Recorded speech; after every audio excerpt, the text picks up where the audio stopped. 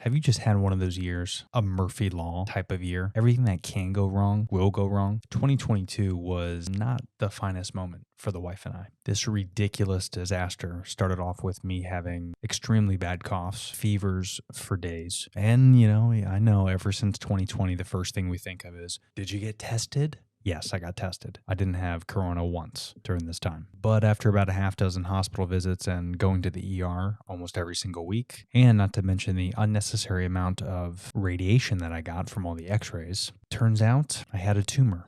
It's not a tumor, but it was a tumor. Kind of scary. Doctors said the best thing to do was to take a biopsy. So they took a scope down my throat to see if this little warlock was cancerous. I'm in the hospital recovering, hopefully waiting to get discharged in a few days. My wife is at home because of corona. You couldn't stay at the hospital all the time. I wake up from a restless night and my wife told me that her father passed away.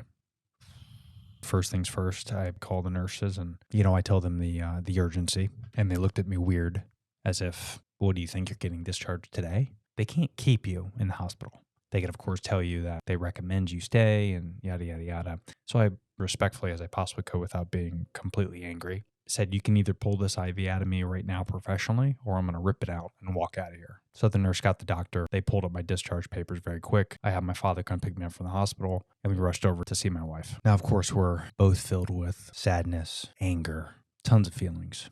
And during this entire process, we're waiting for the biopsy to come back because we don't know if this tumor of mine is cancerous, which, by the way, was the longest few days of my life.